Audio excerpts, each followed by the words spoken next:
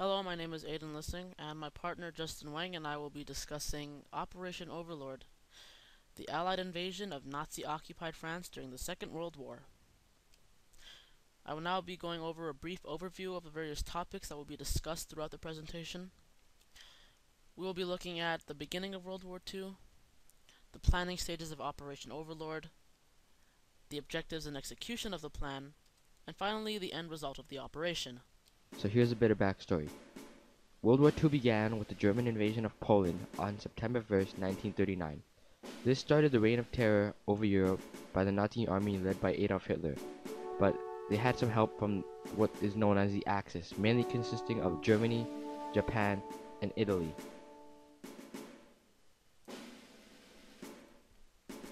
The Allies, consisting of Canada, Russia, Britain, and the United States, took note of the invasion. U.S. General Dwight Eisenhower, along with other members of the Allies, devised a plan to liberate Europe from the Nazis. However, initially, an immediate attack was not an option for the Allies, as resources for vehicles and weapons were low. A few years later, however, everything was set and Operation Overlord was underway. Why was Operation Overlord planned? Well, the Allies were pressured to liberate Western Europe and defeat the Nazi army. So this led the SHAEF, or the Supreme Headquarters Allied Expeditionary Force, to create Operation Overlord and complete this task. Operation Overlord was supposed to allow the Allies to enter Hitler's Fortress Europe. Once entry was gained, the Allied forces would try to get a foothold and slowly expand their presence. The main objective was to liberate Western Europe, beginning with the country of France. However, this meant that the Allies would either need to capture or kill Adolf Hitler. This would result in a level of unknown cooperation between the Allied forces. So here are the plan specifics. Operation Overlord was to take place on June 5th, 1944. The plan of attack was to sail across the English Channel and land in France. The most tempting point of entry was the Pas de Calais, shown on the map, because it was the shortest commute. However, being the closest, it was also the most obvious point of entry and therefore the most heavily guarded. The plan of attack was now moved to the coast of Normandy. Later on in its development cycle, Operation Overlord became an amphibious assault on the 50-mile stretch of the Cotentin Cane area on the Normandy coast. Due to bad weather on the English Channel, the day Operation Overlord was to occur was pushed back one day to June 6, 1944. There were a vast array of many ships, landing crafts, men, tanks, and vehicles ready to deploy.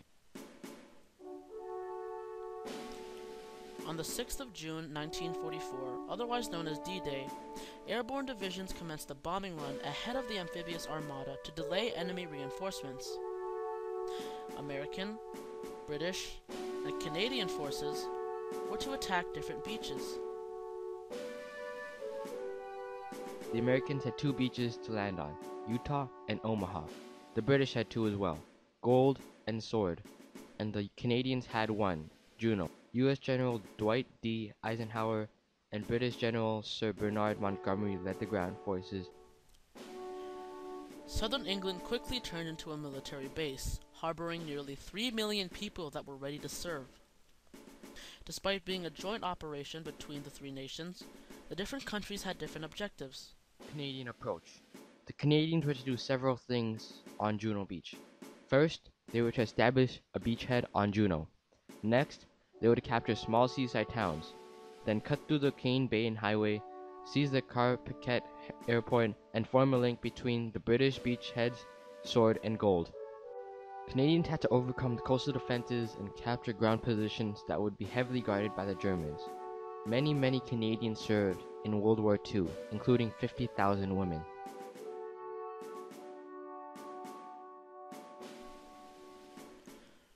Now the British were supposed to capture the pivotal city of Caen. The British faced most of the German armor in East Caen, but fortunately, due to the bombing runs, the Germans were grinded down after a series of attacks, making the British advance easier. The Americans were to also establish a beachhead on their respective beaches and move inland toward France. In the west, the Americans were to capture every single piece of land possible, in order to obtain a foothold in Nazi-occupied France and give them a fighting chance to take down the Nazi Party. Here are some statistics surrounding D-Day. On the 6th of June 1944, the US experienced nearly 25,000 losses.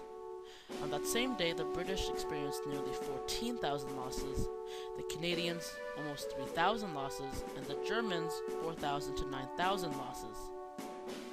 Note, losses included dead, injured, and missing soldiers.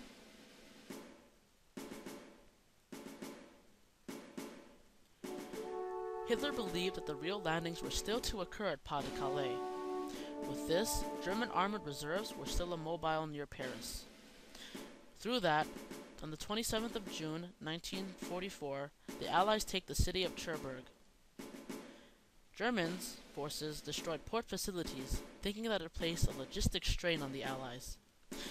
However, supplies and troop development continued to flourish due to British production of artificial harbors called mulberries and their air superiority.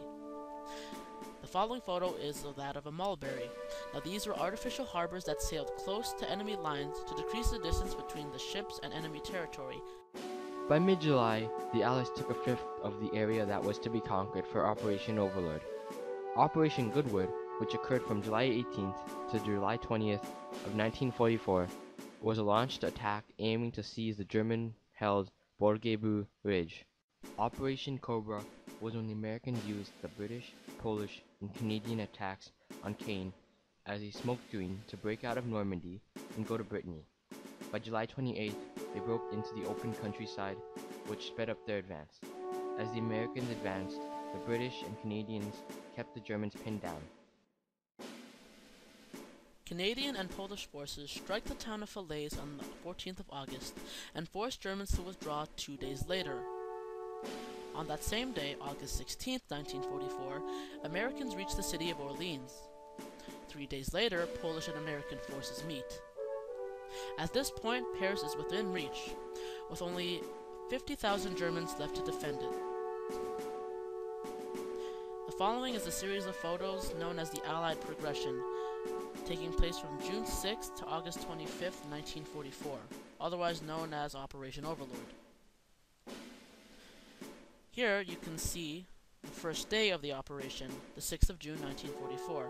As you can see, the respected forces were invading the respective beaches: Utah, Omaha, Gold, Juno, and Sword.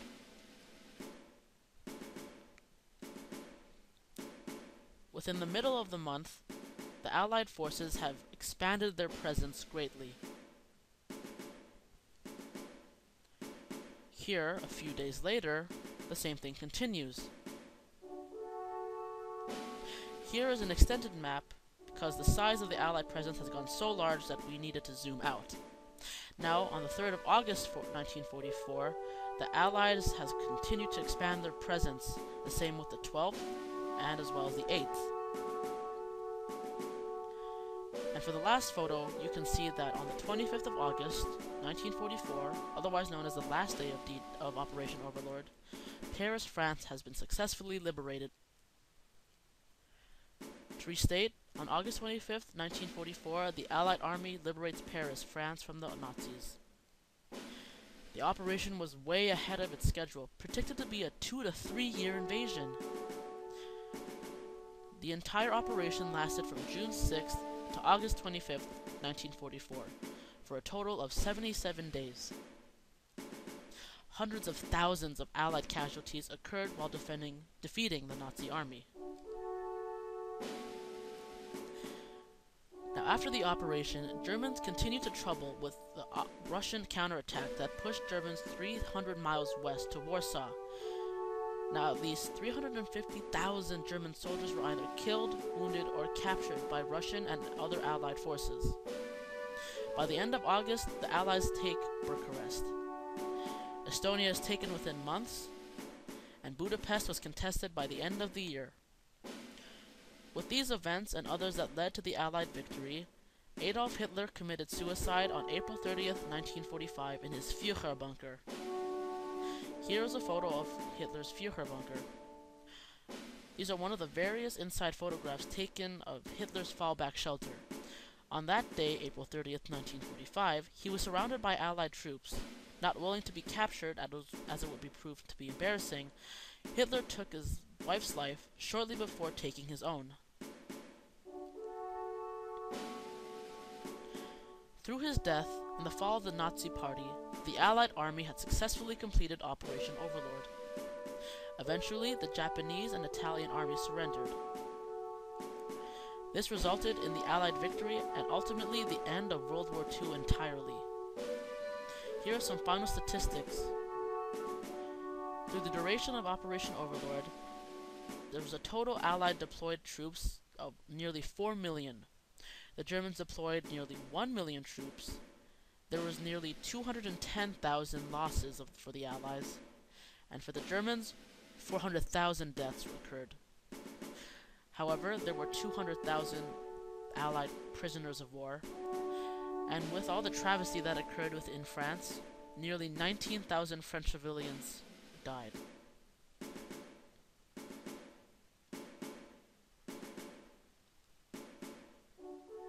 Thanks for watching.